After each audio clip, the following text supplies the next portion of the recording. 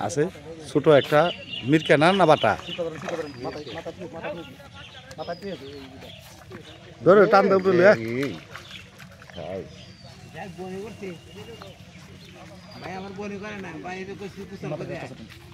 গোসল করছত না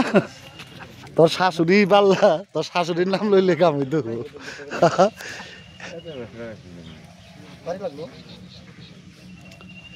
ইয়াসিন বাতিজা একটা ধরছে মিরকা এটা হাফ কেজি হইব